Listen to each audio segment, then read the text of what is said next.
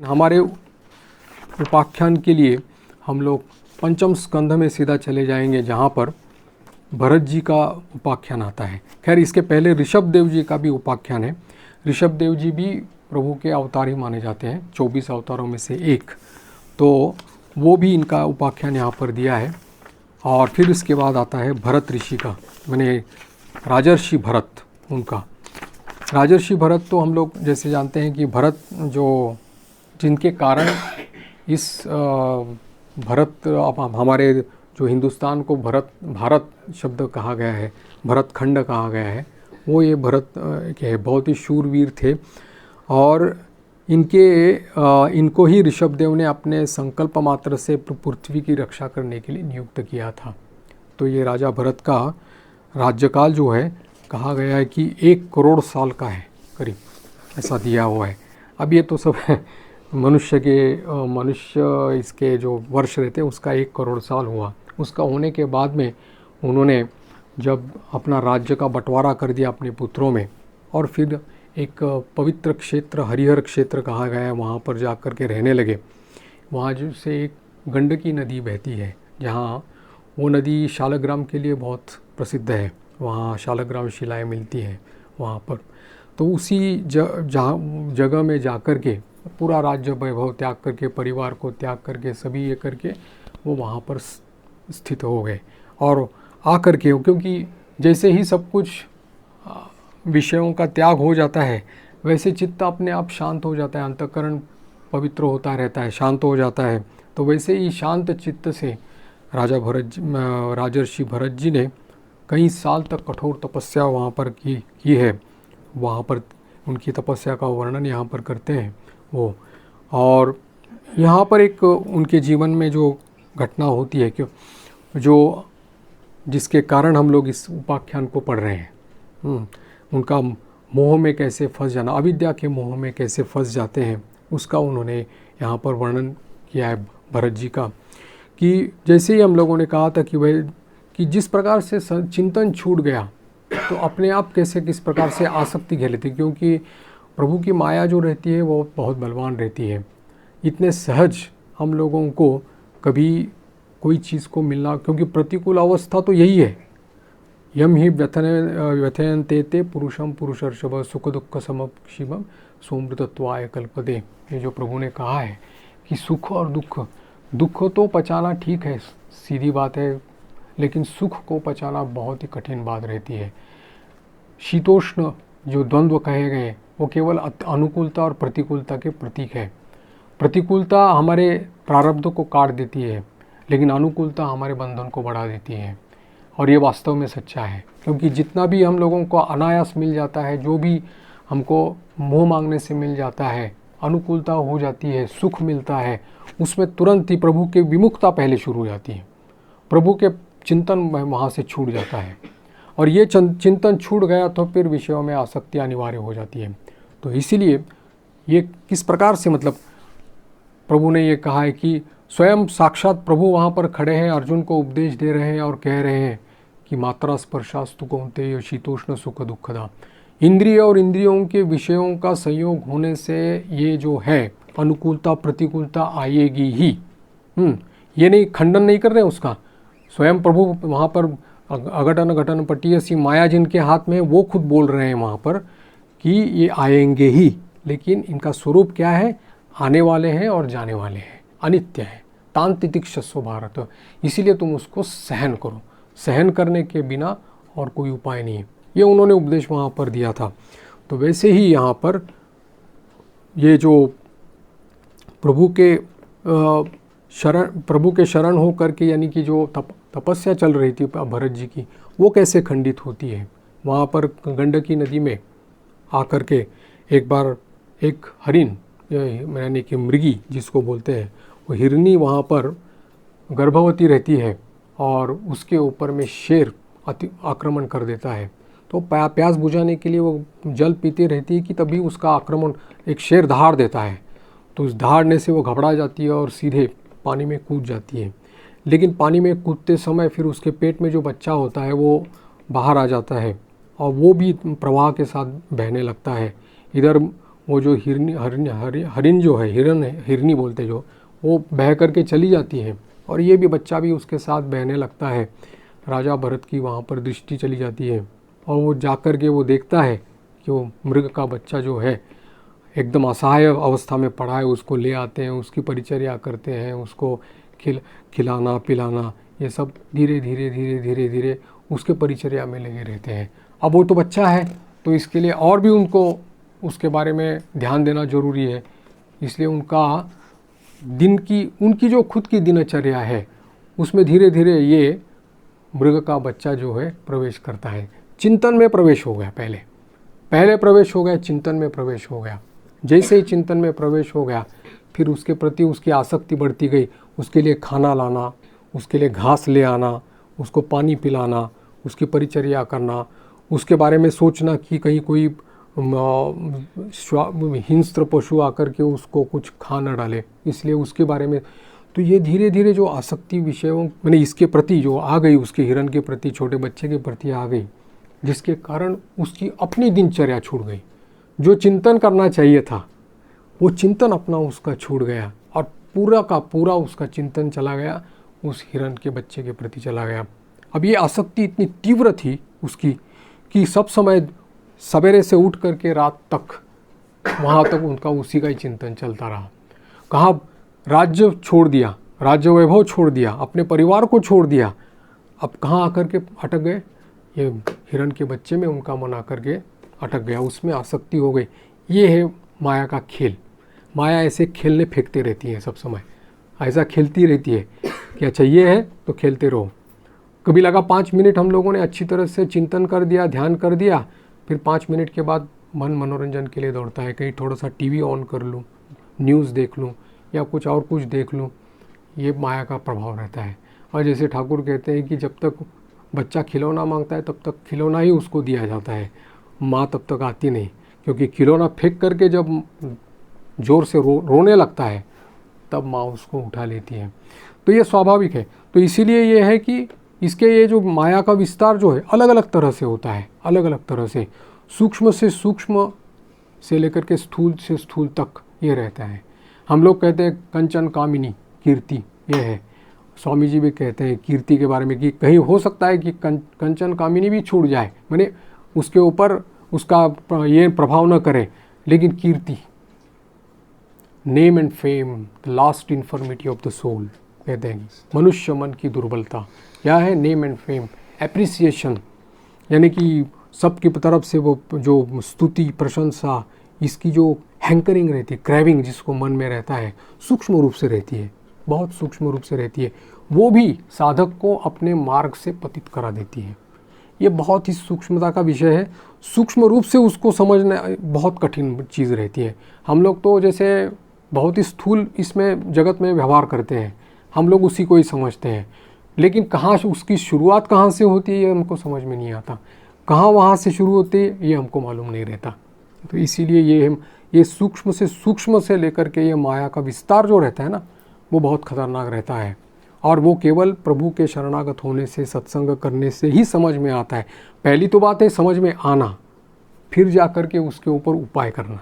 और ये समझ में आने के लिए हम लोगों को महापुरुषों का, प्रेमी महापुरुषों का संग करना जरूरी रहता है। यहाँ भरत जी की यही अवस्था हो गई, बस कि आसक्ति की वजह से वो पूरी तरह से उसका जो बच्चा था उसमें उसका पूरा मन उसकी तरफ जाता रहा। और फिर जैसे होता है कि उसकी परमायु भी जब ख़त्म होने लगी तब उनका भी शरीर उसके साथ ही छूट गया, उस हिरन के बच्चे के साथ ही इनका भी शरीर छूट गया। अब जैसे ही शरीर छूट गया, क्योंकि गीता में जैसे कहा है कि अंत काल में जो स्मृति रहती है उसी के अनुसार उसका जन्म रहेगा, वैसे ही इनका भी जन्म, अगला जन्म जो हो गया वो मृग शरीर का हो गया, हिरन का हो गया। क्योंकि मृग की चिंता जो अलग अलग योग भ्रष्ट हो गए, पथ भ्रष्ट हो गए, मृग की चिंता चलने लगी, तो मृग की शरीर को ही उनको अपनाना पड़ा उस समय। और फिर यहाँ आकर के, इस शरीर में आकर के अफसोस और पश्चाताप उनको होने लगा कि कहाँ राज वैभव छोड़ करके, कहाँ सब कुछ छोड़ करके मैं यहाँ आया था, तपस्या कर रहा था, और एक हिरण के बच्चे ने मेरा मन आकर्षण कर लिया, उसमें मेरी आसक्ति हो गई, और जिसके कारण मैं आज फिर से मुझे ये दूसरा जन्म लेना पड़ रहा है, और वो भी पशु योनि में। अब उस योनि में तो कोई अलग से कर्म तो होता नहीं है पशु योनि में, उसको केवल, लेकिन एक बात थी कि उन्होंने जो भी कुछ तपस्या की थी, उन्होंने जो भी कुछ आराधना की थी, यानी भजन किया था, वो भजन छूटा नहीं उनका, मतलब क्योंकि भजन अविनाशी है। प्रारब्ध और भजन ये दोनों अलग अलग चीज़ें हैं। प्रारब्ध से हम लोगों का शरीर हो सकता है बीमार हो, विकलांग हो, या किसी भी तरह के हम लोगों के अंदर में कोई भी रोग हो सकता है, कुछ भी हो सकता है, ये प्रारब्ध का काम है। लेकिन भजन अपने स्वरूप को प्रकट करने वाला है, ईश्वर को यानी कि भगवान को प्रकट करने वाला रहता है, और भजन अविनाशी है। जैसे कि हमने भजन, जिस समय हमारा शरीर चला गया, जहाँ तक हम लोग रुके हैं, वहाँ से ही अगले जन्म में उसका भजन उसी से वहाँ से शुरू हो जाता है, इसमें कोई बाधा नहीं रहती। प्रारब्ध से तो शरीर छोटा बड़ा होता है, प्रौढ़ होता है, वृद्ध होता है, जरा जर्जर हो जाता है, ये प्रारब्ध की बात रहती है। लेकिन प्रारब्ध और इसका कोई ये नहीं है, भजन का कोई संबंध नहीं, क्योंकि प्रारब्ध अपना शरीर, इसलिए बहुत बार देखा जाता है कि जो लोगों का अंतिम जन्म रहता है उनको बहुत भोगना पड़ता है, बहुत भोगना, क्योंकि हिसाब किताब उसी जन्म में क्लियर करना रहता है ना, उसको विक्रय विक्रय जो भी है वो सब इसी जन्म में उसको ख़त्म करना रहता है। इसलिए इसलिए लोग कभी कभी बोलते हैं कि अरे बड़े भजनानंदी है, लेकिन देखो कैसी अवस्था है, हाँ, मैंने इसमें पलंग पर सोए हुए, कुछ उठने की ताकत तक नहीं है, इतना भोग रहे हैं, लेकिन वो तो भोग उसका है, शरीर का है, प्रारब्ध से बनाया हुआ है। भजन में तो कोई बाधा नहीं है, चिंतन में कोई बाधा नहीं है, क्योंकि उसी शरीर में प्रभु कृपा से अगर स्मरण होते होते सज्ञान में अगर उसका शरीर चला जाता है तो बस बाजी मात, तो उस समय तो कोई यही नहीं कि प्रभु के धाम में ही तो चले जाएंगे, वहाँ तो कोई समस्या नहीं, मार्ग खुला है पूरी तरह से। तो वैसे ही यहाँ पर इनका जो ये रहा अपना जो काल की प्रतीक्षा वो करते रहे, और जब उनका मृग शरीर को उन्होंने जब छोड़ दिया, तब उनका तीसरा जन्म जो उसके बाद वाला जो जन्म होता है एक ब्राह्मण परिवार में होता है। और उस ब्राह्मण परिवार में रहते स्मृति तो लगी उनके पास, वही है, अखंड स्मृति बनी रहे कि मैंने कौन था, क्या हुआ मेरे साथ में, अब इस जन्म में ये भूल मैं कदापि नहीं करूँगा। ये है इसका प्रभाव जो है ना, ये है इसका। तो ब्राह्मण कुल में जब जन्म हो गया, तब उन्होंने ठीक कहा कि अभी जन संपर्क जो है, संसर्ग जिसको कहते हैं, तो वो बिल्कुल नहीं करूँगा। तो इसीलिए मुंह बंद हो गया, यानी कि बोलना सभी लोग सोचने लगे कि ये तो बच्चा, जो छोटा बालक बोलता नहीं, बोबा कहने लगे, और पागल जैसा रहता है, ऊर्ध्व दृष्टि है, कोई किसी का ये नहीं है, और ऐसे ही उसका सभी लोग उसको उस प्रकार से मूर्ख ही समझने लगे। लेकिन उनके पिता जो थे, उन्होंने उनके उपनयन संस्कार या उनको जो देना था वो सब कुछ उन्होंने कर दिया। फिर पिता की मृत्यु जब हो गई, क्योंकि ये जड़ जैसे रहते थे, इसलिए इनका नाम हो गया जड़ भरत हो गया इनका नाम। और फिर इसके बाद उनके जो सौतेले भाई वगैरह थे, उन लोगों ने उनको जो उनके साथ बुरा व्यवहार करना शुरू कर दिया, क्योंकि पागल है ना, मूर्ख है, बोलता नहीं है, तो ऐसे आदमी को क्या तबेले में रहने के लिए दे दिया, जो भूसा रहता है उसको खाने के लिए दे दिया। लेकिन कहा जाता है कि जो भूसा उसको दिया जाता है उसी में पकवान की गंध आती थी, और वही जैसे विष दिया लेकिन अमृत हो गया, जैसे मीरा जी के लिए, वैसे इनके लिए भूसा दे दिया लेकिन पकवान में परिणत हो गया। इस प्रकार से जहाँ रहते थे वही पूरी तरह से एक सौरभ रहता था, बोलते नहीं थे, बोलना उनको बिल्कुल नहीं था, क्योंकि उनका मन सब समय यही रहता था कि पिछले जन्म में जो मैंने किया है, भूल की है, वो मुझे इस जन्म में नहीं करनी है। ये सावधानी जो बरत रहे थे इसके लिए। फिर एक बार वो ऐसे ही बैठे थे तो युवा अवस्था में, तो कुछ डकैत जो थे वो देखा कि एक अच्छा ये हृष्टपुष्ट आदमी बैठा हुआ है, वो माँ काली के भक्त थे, भद्रकाली के भक्त थे, तो उनके लिए नर बलि देना था। तो सोचा कि ये तो इससे बढ़कर और कौन हो सकता है, ये मूर्ख है, ये है, और अच्छा खासा दिखता है, केवल बोलता नहीं है। बस उसको पकड़ के ले आए, उसको स्नान करवाया, उसकी पूजा की, खाना खीना अच्छा खिलवाया जैसे कि बलि देने के समय होता है। और फिर जैसे ही वो पुरोहित थे, उन्होंने वो खड्ग जो रहता है अभिमंत्रित किया देवी से, और फिर उसको मारने के लिए जब उठाया, तब क्योंकि स्वयं माँ काली उसको इस अन्याय को सहन नहीं कर पाई, तो मूर्ति से प्रकट होकर के उन्होंने वेग से आकर के उसके हाथ से ही वो खड्ग हाथ में ले लिया और बाकी सभी लोगों को उन्होंने मार दिया, मतलब जो डकैत थे उनको मार दिया। और फिर वहाँ पर उन्होंने विकट नृत्य किया। लेकिन जड़ भरत जी के मानसिक अवस्था में किसी भी प्रकार का परिवर्तन नहीं हुआ, वो वैसे के वैसे तटस्थ बैठे रहे, जैसे कुछ हुआ ही नहीं। ऐसी अवस्था उनकी हो गई। फिर उसके बाद में यहाँ पर कहते हैं कि जो स्वयं प्रभु के शरणाश्रित है, शरण में है, तो वो किस प्रकार से विचलित होंगे, क्योंकि उन्होंने इस प्रकार ये सावधानी वहाँ पर बरती थी। और फिर एक बार फिर और एक दूसरी घटना है जिससे उनके आत्मज्ञान का परिचय जो मिलता है, वो कि राजा, उस देश के जो राजा थे रहुगण, वो एक बार कहीं जा रहे थे, तो जो पालकी उठाने वाले जो कहार रहते हैं, वो कहारों को में 4 लोग रहते हैं, तो 4 लोगों में एक हो गया था, ठीक तरह से ये नहीं कर पा रहा था। तो उसने वो जो ये था, ये जड़ भरत जी जो बैठे थे, उसको वहाँ पर आदमी अच्छा है खट्टा कट्टा देख करके उसको कहा कि तुम थोड़ा सा इसमें हाथ लगाओ, पालकी में हाथ लगाओ। तो वो पालकी में उन्होंने कुछ बोला नहीं, सीधा पालकी का डंडा अपने कंधे पर ले लिया, चलने लगे। और फिर जाते समय उनका पैर ऐसा वैसा होने लगा। तब उनकी पालकी का जो ये रहता है संतुलन, वो बिगड़ गया, जिसके कारण राजा को अंदर में परेशानी होने लगी।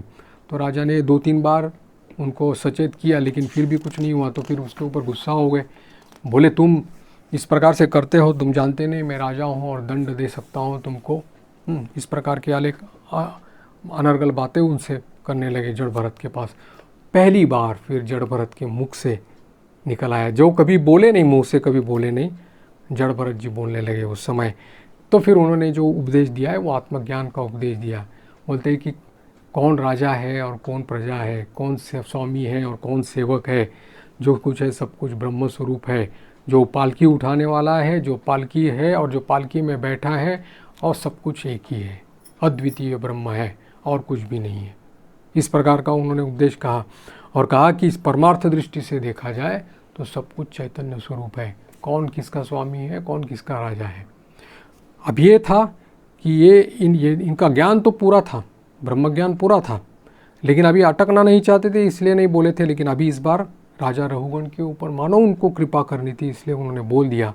तो रहुगण अंदर से सुन करके वो तुरंत उनके ऊपर, मन के ऊपर, क्योंकि सत्संग का प्रभाव है ना, आ करके नीचे गिर गए, उनके चरणों में गिर गए, श्री चरणों में गिर गए और कहा कि आप कौन हो? आपके गले में तो जनेऊ दिखता है, तो आप उच्च वर्ण के हो, ब्राह्मण वर्ण के हो, समझ में आता है, लेकिन आप हो कौन? अवधूत हो या कोई साक्षात विष्णु का अंश हो या और कोई महापुरुष हो? तो उन्होंने उसके बारे में फिर उन्होंने जो उपदेश उनको दिया है राजा रहुगण को, तो उसमें पूरा तत्वज्ञान का उपदेश दिया है यहाँ पर। उसके मन में जो प्रश्न थे माया के जगत में, उसने वही कहा कि तुम अपने अज्ञानी होने पर भी पंडितों जैसी बातें करते हो, लेकिन लौकिक व्यवहार के समान वैदिक व्यवहार सत्य नहीं है, क्योंकि एकमात्र परमार्थ ही सत्य है। इसलिए तो ये जो पूरा ब्रह्मज्ञान का उपदेश उन्होंने जो दे दिया, रहुगण ने भी उनको कुछ प्रश्न यहाँ पर किए थे और इस प्रश्न का उत्तर भी उन्होंने दे दिया। अब यहाँ पर भी जड़ भरत ने अपने ही इसका उपसंहार किया है और ये उपसंहार ये कहा है कि महत्पाद रजो अभिषेकम कहा है। रहुगणैस् तत्तपसा न याति न चेज्जया निर्वपणात् गृहाद् वा नश्छन्दसा नैव जलाग्निसूर्यै विना महत्पाद रजो अभिषेकम कहा है कि रहुगण को कहते हैं कि राजन, वैदिक कर्म, अनुष्ठान, तप, अन्नदान, अतिथि सेवा, दीन सेवा या यज्ञ अनुष्ठान, इससे या कोई भी धर्मानुष्ठान, किसी भी साधन से ब्रह्मज्ञान प्राप्त हो नहीं होता, परमार्थ ज्ञान नहीं होता। फिर कैसे होता है? कहते हैं कि बिना महत्पाद रजो अभिषेकम, महात्मा यानी महापुरुषों के चरणों की धूलि का अभिषेक जब तक नहीं होता तब तक परमार्थ ज्ञान नहीं होता। यह जड़ भरत का कहना है। कहते हैं कि बिना महत पाद रजो अभिषेकम। और फिर उन्होंने ये कहा है कि इस प्रकार से क्यों कहा है, क्योंकि इनके संग में रहने से सदा ही भगवत भाव का स्फुरण होता है। विषय यानी कि विषय उनके पास आसपास भी नहीं आते, विषय से परिहार हो जाता है। और नित्य प्रति भगवत कथा का सेवन करने से अंतःकरण शुद्ध होता है और शुद्ध बुद्धि अंतःकरण वाला ही ईश्वर की उपासना कर सकता है।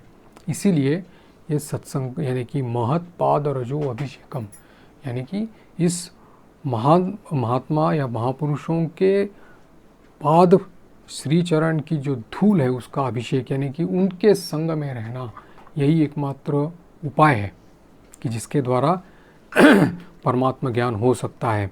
तभी अपनी बुद्धि जो है शुद्ध बुद्धि, जो अंतःकरण शुद्ध अंतःकरण प्रभु में लग सकता है। तो उन्होंने रघुगण को बताया कि पूर्व जन्म में मैं भी भरत नाम का राजा था। अपना राज्य वैभव और सब कुछ त्याग देने के बाद में भी मैंने वहाँ पर एक यानी कि हिरण के बच्चे में मेरी आसक्ति होने के कारण फिर मुझे दूसरा जन्म लेना पड़ा। ये मेरा तीसरा जन्म इसमें हो गया है और मैं इसलिए जन संसर्ग से डर करके सर्वदा आसंग भाव से रहता हूँ। ये कहा है कि कहीं ऐसा ना हो जाए कि किसी से संसर्ग हो जाए, लोगों के साथ संपर्क हो जाए जिससे आसक्ति बढ़ जाए, फिर से मुझे आना पड़े। ये डर सब समय साधक को रहता है।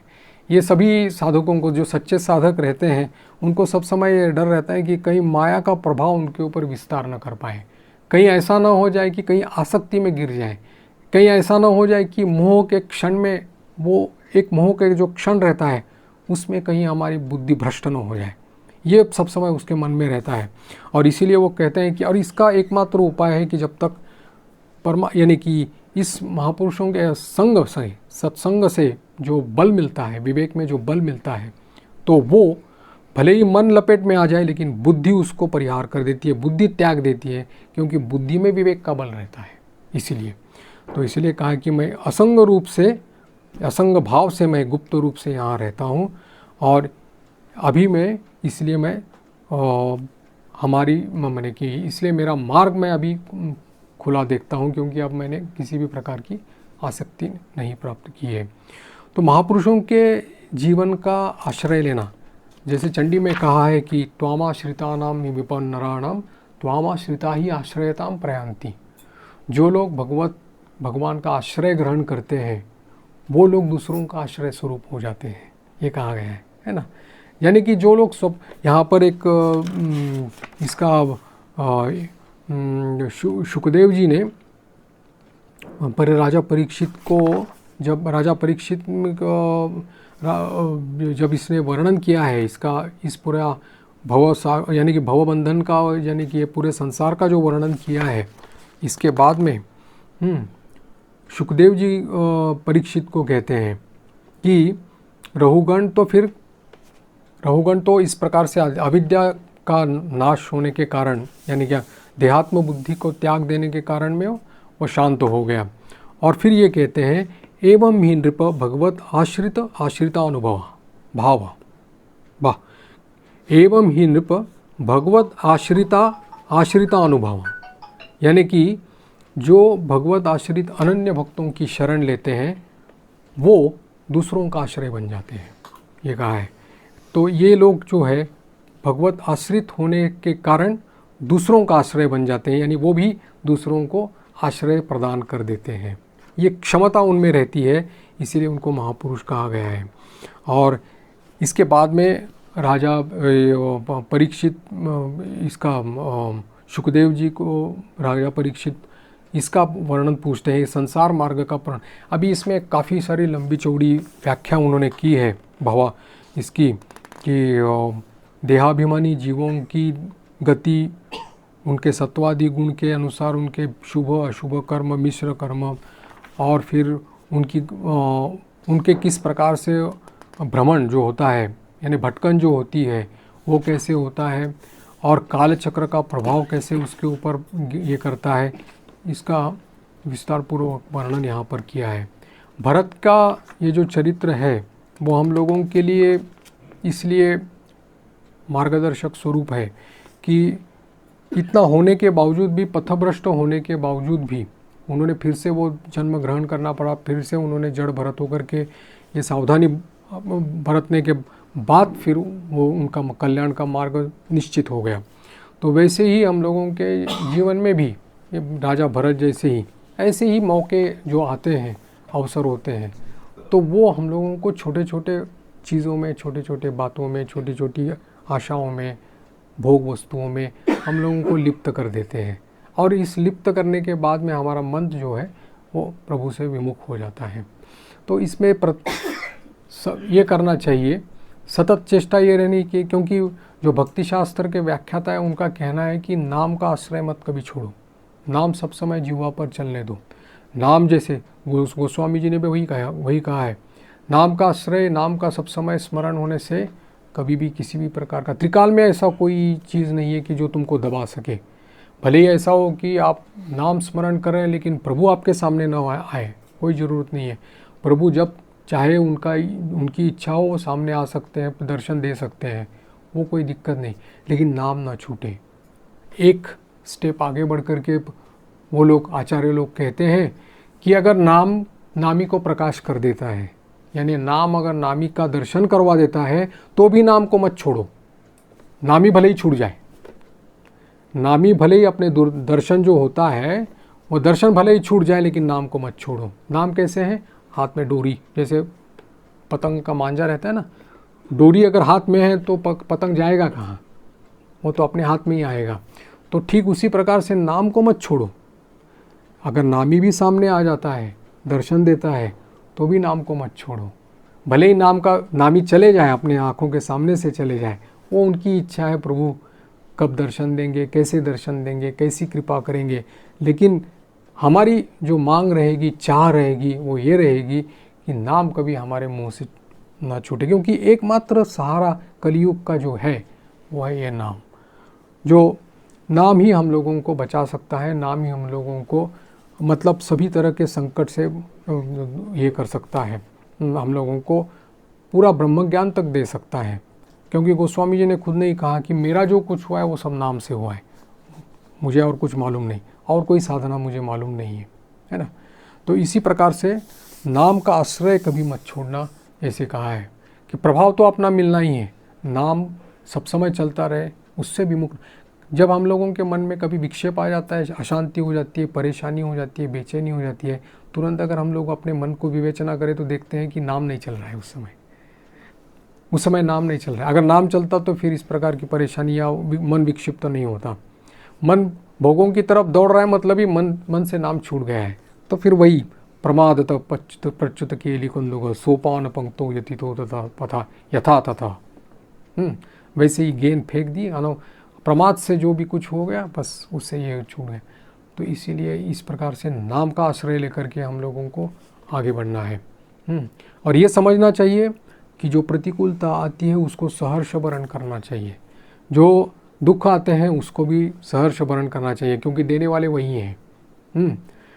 वो मैंने एक बार कहीं उदाहरण दिया था, वो दही हांडी खेलते हैं ना, वो जो बंधवाते हैं वो दही हांडी खेलते हैं, तो वो बहुत ऊंचाई जगह पर वो बंदी रहती है, उसमें मिठाई और पैसे वैसे भी रखे रहते हैं, और फिर वो लोग ये बनाते हैं, पिरामिड जैसा बनाते हैं, और वो उसको काफ़ी सारे लोग ऊपर में उठ करके फिर तोड़ देते हैं, जिसकी जो तोड़ दिया उसके हाथ में वो बख्शिश मिल जाता है ना। ऐसी वो दही हंडी का खेल चलता है। लेकिन इसमें बात ये रहती है कि जैसे जो ये बख्शिश वगैरह लगा करके रखता है ना, वही कहीं ऊंची जगह पर खड़े रह करके उधर से पानी फेंकता है उन लोगों के ऊपर में, देखा होगा, तेल फेंकेगा, पानी फेंकेगा, ताकि वो लोग फिसल जाए और फिसल करके गिर जाए, है ना। मतलब वो नहीं चाहता कि इतनी सहज से ये लोग ऊपर में उड़ जाए और वो बख्शिश उनको मिल जाए, ये नहीं चाहता।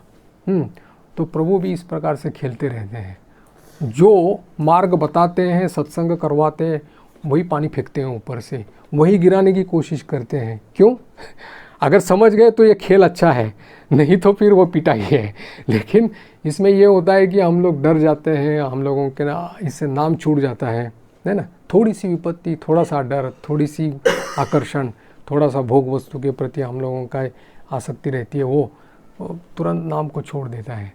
लेकिन अगर हम लोग अगर उसको पकड़ के रखें डट करके कि नहीं मैं नाम छोड़ूंगा नहीं, कुछ भी हो, कुछ भी हो, प्रतिकूलता आए, ऊपर से पानी फेंके, तेल फेंके, कुछ भी फेंके, फिसल भी जाऊंगा, नीचे भी गिर जाऊंगा, नरक में भी गिर जाऊंगा, तब भी तुम्हारा नाम न छूटे, इस प्रकार से। तो अगर नाम न, इस प्रकार से अगर हमारा संकल्प अगर है तो कभी भी किसी भी प्रकार से अनिष्ट या किसी भी प्रकार का ये नहीं हो सकता, कभी भी नहीं हो सकता। तो ये माया का जो मायाधीश है वही माया विस्तार करते हैं, वही माया में फंसाते हैं, चाहते हैं कि थोड़ा खेल चले और इस प्रकार से उसको देखते हैं कि इसकी, क्योंकि भाई ऐसा है ना, जो शिक्षक पढ़ाता है वो परीक्षा भी लेता है कि नहीं, वही तो पेपर सेट करता है, देखता है कि मेरे विद्यार्थी कितने पढ़े लिखे हैं, हाँ कितना है, कोई 50% वाला है, कोई 60% वाला है, या 80% वाला है, 90% वाला है। जो पढ़ाता है वही परीक्षा लेता है। क्यों? क्योंकि जानना चाहते हैं कि इसमें दम कितना है, इसमें काबिलियत है कि नहीं, उसमें ऊपर उठने की, कक्षा एक कक्षा से दूसरे कक्षा में मतलब जाने की, प्रमोट होने की उसकी काबिलियत है कि नहीं, वही लेता है। तो ठीक हमारा भी ये जीवन जो है, परमार्थ जीवन में भी जो है, प्रभु इसी प्रकार से परीक्षा लेते हैं, समझ लीजिएगा। और इस परीक्षा में पास होना ही उनके ही शरण। इसलिए किसी भी प्रकार से बच्चा हो करके रहने से और भी अच्छा है। अगर चलते जाओ तो फिर चलते ही रहोगे, लेकिन अगर गोद में बैठ करके जाना चाहते हो तो और भी मार्ग सुलभ हो जाता है।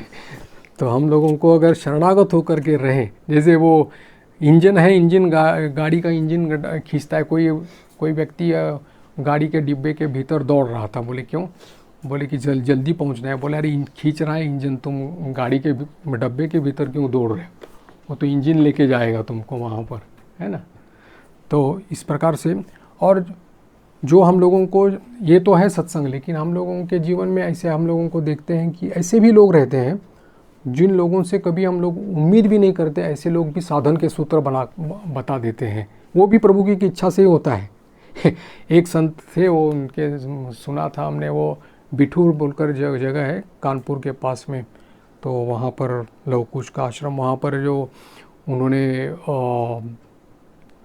परिव्राजक रूप में घूम रहे थे, उस समय वहाँ से एक सामने से शराबी आ रहा था, एक आदमी शराब पूरा धूत में था, पूरा शराब पी करके आ रहा था। और फिर उसने पूछा, ए बाबा आ जाओ। बोले आ जाओ। बोले क्या है? बोले आ जाओ मेरे साथ। तो उनको लगा ठीक है क्या है, तो लेके गए। एक मंदिर था, मंदिर में संगमरमर की मूर्ति थी। वो बोला ये क्या है? बोले मूर्ति है। जानते हो मूर्ति कैसी बनती है? बोले हाँ। बोले छिन्नी हथौड़ा लेकर के उसको बनाते हैं, मूर्ति को बनाते हैं। मूर्ति के नीचे क्या है?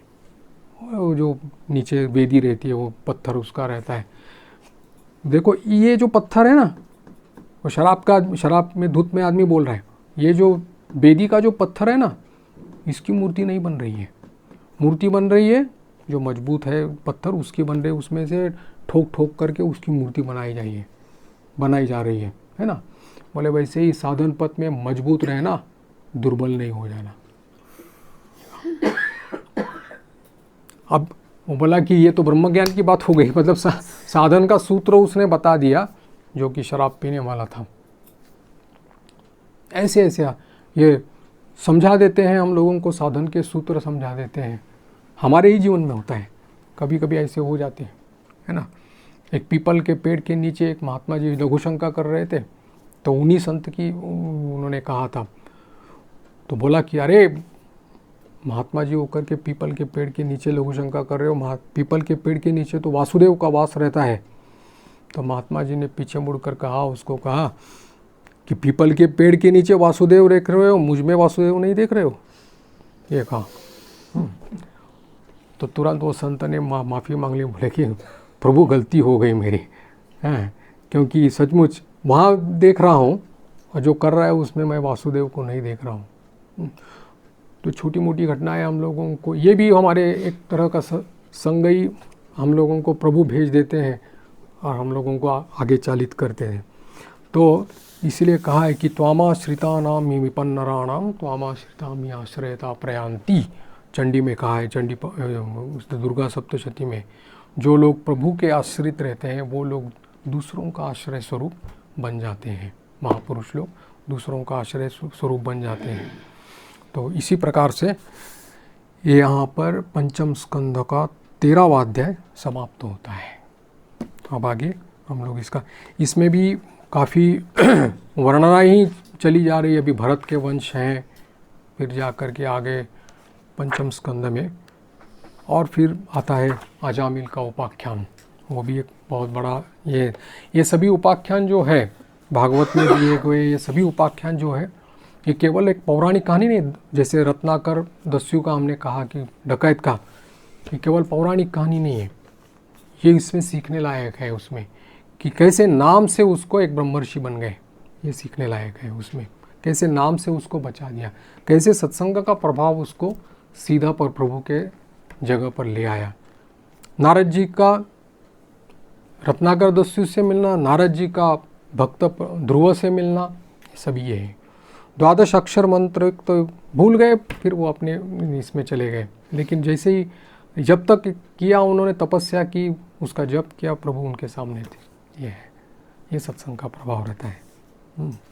तो सभी तरह के मतलब एक माहौल, एक जो सृष्टि तैयार हो जाता है सत्संग का, तो उससे ही हम लोगों का साधन पथ जो है पुष्ट होता है उसमें, नहीं तो लड़खड़ाना शुरू हो जाता है, ये होता है। तो ठीक है, ओम शांति शांति शांति, हरि ओम तत्सत। श्री राम कृष्णार्पणमस्तु।